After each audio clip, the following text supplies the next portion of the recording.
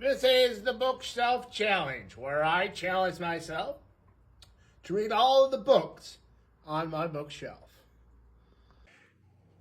This was Nightmare Hall 7, Pretty Please. It's part of the Nightmare Hall series, which were these suspense, thriller, young adult novels from the 1990s. In this one, we have this very attractive woman. She hangs out with all these other attractive people. She's a part-time model. And then in a freak accident, she goes through a glass door, cuts up her face. So, everything's covered in bandages. And underneath it, it's all scars and like stitches. But in a nice subversion of tropes, she doesn't let this destroy her life. I mean, she's upset that she got hurt. But she's thankful that she lives. She wasn't vain. She wasn't shallow. Usually when you have a story about some pretty person becoming ugly, it's so they can learn a lesson. Because they start out, like I said, conceited, shallow. They think that because they're attractive, they're better than everyone else. And that wasn't the case with this character. But she's got a stalker. And this stalker is telling her she has to cover her face. So this person blacks out all of her mirrors. They send her a veil through the mail, like a funeral veil to wear. And when she doesn't do that, the person goes after her, gets behind her, puts bags over her face, tries to wrap bandages around her. So some pretty scary stuff. And like I said, nice subversion of the tropes where it's, it's someone who's obsessed with the pretty person. And when they're not pretty anymore, they get upset, irrational.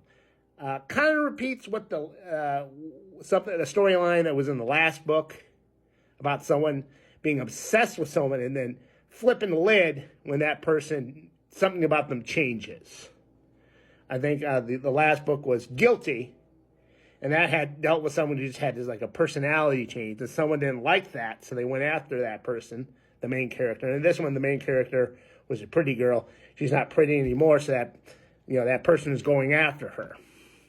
I also thought the reveal, I was guessing all the way to the end as to who was doing this. And, all of my guesses were wrong.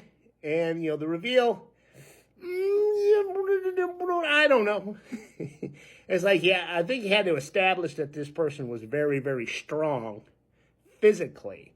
I don't want to spoil too much.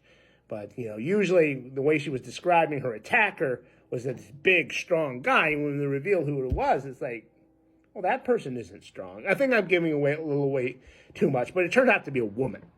It was a woman who was also beautiful, and she can't stand ugly people. So she's shallow and vain and whatnot. But anyway, like I said, it was a quick enough read. It had a bunch of nice subversions of tropes, so I appreciated that. And now let's move on to the next book, shall we?